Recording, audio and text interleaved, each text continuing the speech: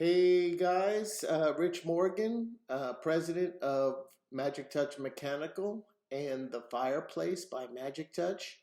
If you haven't seen any of our videos before, I'm the founder of Magic Touch Mechanical and the Fireplace. We're based in Mesa, Arizona.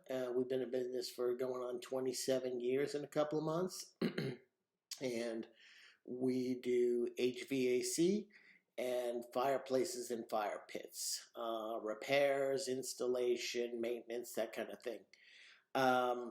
Today I'm going to do a video about fireplaces. It is mid-October and people are now starting to light up their fireplaces for the first time for the season, light up their fire pits in their backyard. I'm specifically doing a video today on gas fireplaces and gas fire pits.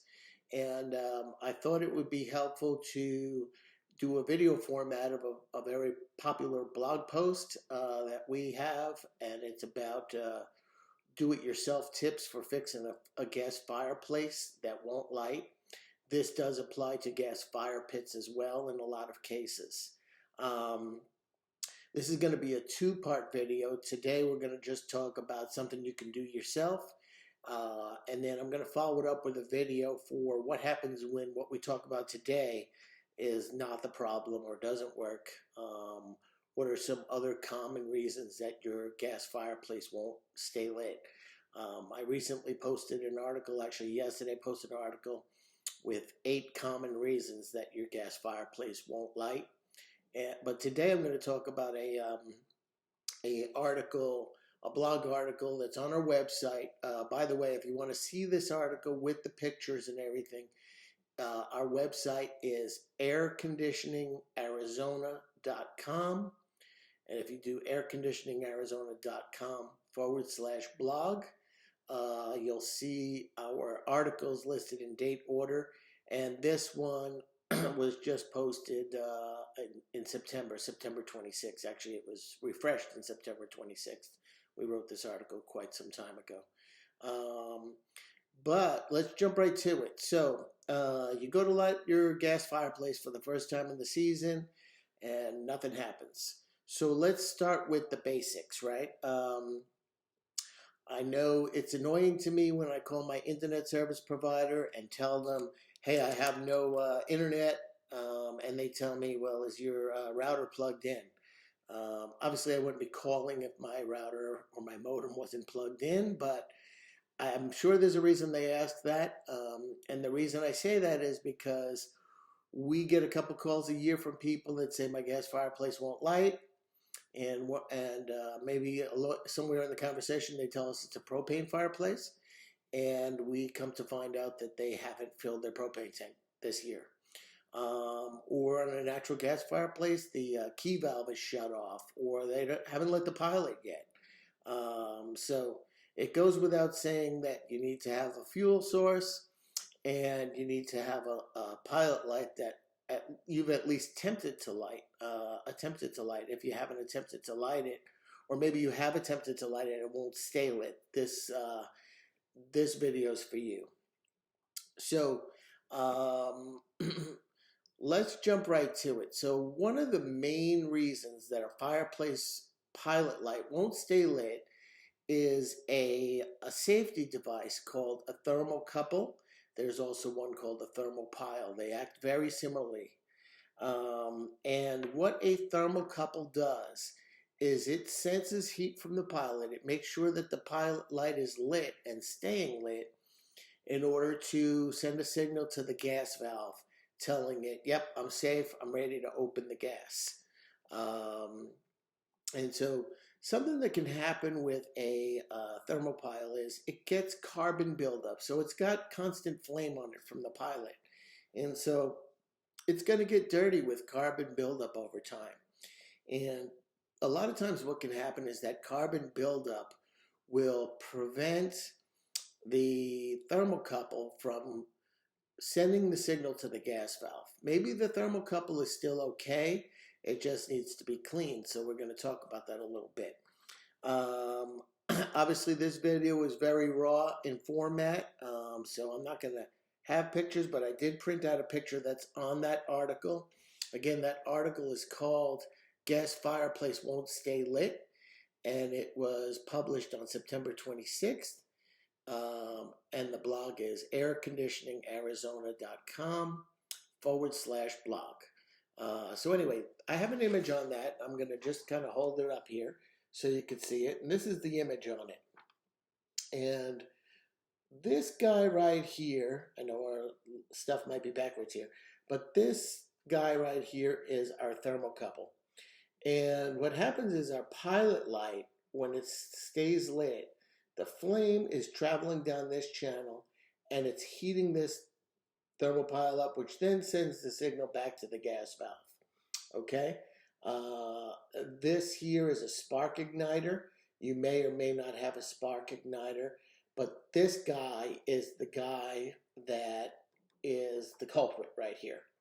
So what can happen is that carbon builds up, and it just won't sense it. It doesn't create enough power, because that's what happened. The flame creates a little bit of power. It's millivolts, so thousands of volts, and that's just enough to open the gas valve.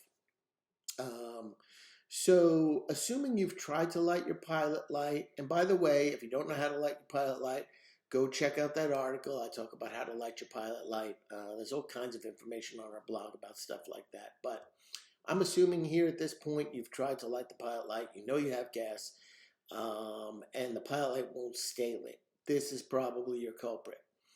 Now, what you're going to want to do is take a piece of very fine grit sandpaper and just lightly, very lightly, you want to just kind of polish this end, if you will, till it turns silver again, okay? That's removing the carbon buildup.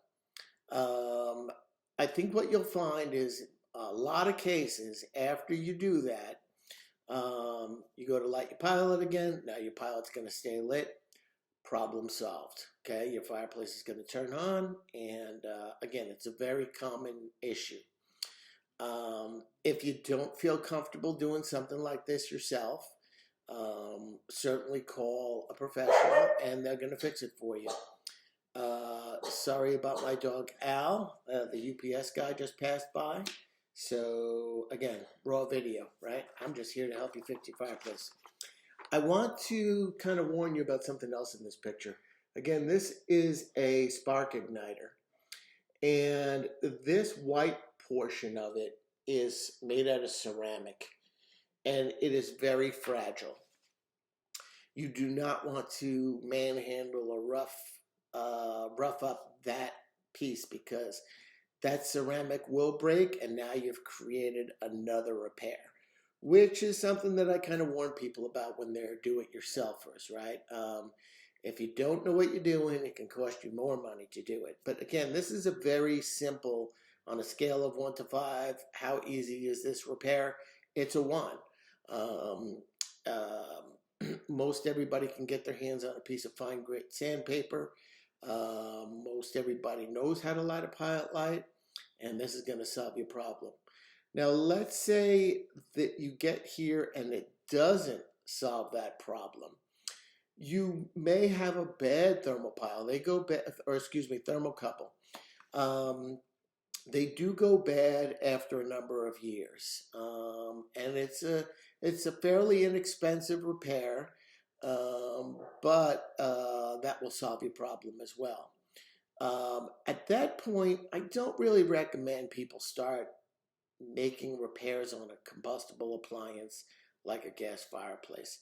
There are way too many things that you can do that will cause you big problems, the safety of your home and your family. So, but I do have another article that I just posted yesterday. I'm going to go to it just to make sure I see what the name is. And it's gas fireplace not turning on.